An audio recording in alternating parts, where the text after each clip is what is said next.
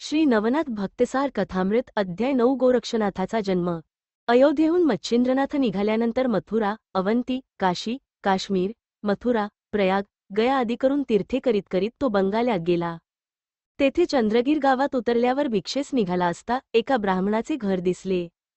ते पाहताच त्यास भस्माची आठवण झाली। तो मनात विचारू लागला की मागे मी भस्म मंत्रून दिले होते ते हेच घर। येतच्या यजमानींबाईचे नाव सरस्वती, तिला मी 12 वर्षांनी परत येईन म्हणून सांगितले होते। तिचा मुलगा कसा आहे तो पाहावा, असा विचार करून तो त्या घराजवळ गेला व बाहेरून त्याने तिचे नाव घेऊन हाक मारली। हाक ऐकून ती बाहेर आली व गोसावी पाहून भिक्षा आणून घालू लागली। तेव्हा खूण पटण्यासाठी त्याने तिला तिचे व तिच्या नवऱ्याचे नाव वगैरे विचारिले। त्यावरून तिने आपले नाव सरस्वती, नवऱ्याचे दयाळ व जात गौड ब्राह्मण वगैरे सर्व सांगितले। तेव्हा त्यास खूण पटली। मग मुलगा कोठे आहे म्हणून त्याने तिला विचारिले असता मला अजूनपर्यंत पुत्र झालाच नाही, असे तिने उत्तर दिले। हे ऐकून मच्छिंद्रनाथ म्हणाला, तू खोटे का बोलतेस? तुला पुत्र होण्यासाठी मी विभूती मंत्रून दिली होती, ती काय झाली? असे विचारताच ती घाबरली व आपण ती उकिरड्यावर टाकिली। हे वाईट केले म्हणून तिला पूर्व पश्चात्ताप झाला। आता हा कानफाड्या माझी काय दशा करील कोण जाणे। आता मी करू तरी काय? याने तर मला पक्के ओळखले, असे विचार तिच्या मनात येऊ लागल्याने ती भांबावून गेली। तशात मच्छिंद्रनाथ पुत्र दाखविण्यासाठी वारंवार तिला टोचित होताच। नंतर ती त्याच्या पायावर मस्तक ठेवून म्हणाली, योगीराज, माझा विश्वास नव्हता म्हणून तुम्ही दिलेला प्रसाद मी उकिरड्यावर टाकून दिला, या माझ्या अन्यायाची मला क्षमा करा। त्यावेळी स्त्रियांचे कर्तृत्व सर्व प्रकारे अनर्थास कारण होते, अशा अर्थाचे बहुत विचार मच्छिंद्रनाथाच्या मनात आले। या बाईच्या नादी लागल्यामुळे त्यावेळी आपला मूर्खपणा झाला असे त्याला वाटले। पुत्रप्राप्तीस्तव सूर्याच्या वीर्याने अभिमंत्रण करून दिलेल्या भस्माची धुळदाणी झाल्याने त्यास रुखरुख लागली। ते भस्म फुकट न जाता त्याला देह झालाच पाहिजे असे वाटून व ते भस्म कोठे टाकिले त्याचा तपास करावा, म्हणजे काय अवस्था झाली आहे ते कळेल, असा विचार मनात आणून तो म्हणाला की माते, जसे वाव्याचे तसे घडून आले। तुझवर जरी मी आता रागावलो तरी माझ्या पदरात काय पडावयाचे आहे? होणारी गोष्ट होऊन गेली। आता इतके कर की जेथे ते भस्म टाकिले होतेस ती जागा मला दाखव म्हणजे झाले। मच्छिंद्रनाथाने असे म्हटल्यावर तिची भीती उडाली। मग जेथे ते भस्म टाकिले होतेस ती जागा मला दाखव म्हणजे झाले। मच्छिंद्रनाथाने असे म्हटल्यावर तिची भीती उडाली। मग जेथे भस्म टाकिले होते तो मोठा उंच गोवराचा ढीग त्यास दाखवून येथेच भस्म टाकले, असे ती म्हणाली। ती जागा पाहिल्यावर त्याने मुलास उद्देशून हाक मारिली की हे प्रतापवंता हरिनारायणा सूर्यसुता, तू जर गोवरात असलास तर बाहेर निघ। तुझा जन्म येथे झाला व आज 12 वर्षे यात राहिलास म्हणून तुझे नाव गोरक्ष असे ठेविले आहे। यास्तव हे गोरखनाथा, तू आता उशीर न लावता बाहेर ये। इतके शब्द ऐकताच उकिरड्यातून शब्द आले की गुरुराया, मी गोरक्षनाथ आत आहे, पण गोवराची रास मोठी असल्यामुळे बाहेर निघता येत नाही। यास्तव गोवर एका बाजूस करून मला बाहेर काढावे। नंतर खाच उकरून गोरक्षनाथास बाहेर काढिले। तो तेजःपुंज पुत्र बाहेर येताच सूर्यासारखा प्रकाश पडला। तेव्हा सरस्वतीस फार पश्चात्ताप झाला, असा पुत्र आपल्या हातून गेला म्हणून तिला तळमळ लागली व ती रडू लागली। तेव्हा मच्छिंद्रनाथाने तिला सांगितले की आता रडतेस कशाला? तो मुलगा तुझ्या नशिबीच नव्हता, मग तो तुला कोठून प्राप्त होणार? आता तू येथून जा, कारण माझा कोप प्रत्यक्ष अग्नीप्रमाणे आहे, तो ब्रह्मादिकांना देखील सहन होण्यास कठीण। आता व्यर्थ खेद न करिता जा, नाही तर शाप मात्र घेशील। ते भाषण ऐकून ती घाबरली व मुकाट्याने मागल्या पायी घरी गेली। पुढे गोरक्षनाथ गुरुच्या पाया पडला।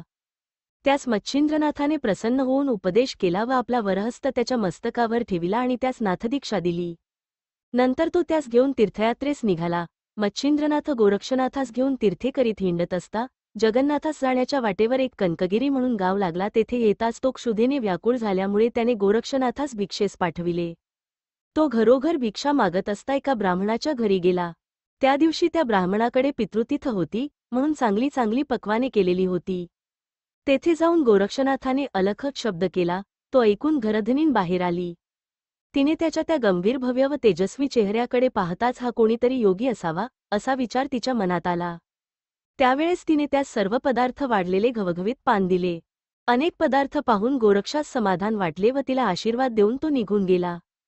पोटापुरती बेगमी झाली असे पाहून तो जास्त न फिरता माघारी गेला व ती भिक्षा त्याने गुरु पुढे ठेविली। षड्रस पक्वानांनी भरलेले पात्र पाहून गुरूस आनंद झाला। मग तो जेवावयास बसला। ते अन्न स्वादिष्ट लागल्यामुळे मच्छिंद्रनाथ प्रीतीने जेवला। त्या योगाने त्याचे पोट भरले, तरी त्याचा त्या पात्रातील वड्यावर हेतू राहून गेला। तेव्हा त्याने गोरक्षनाथाकडे पाहिले. त्याने काय इच्छा आहे ते कळवावी अशी विनंती केली.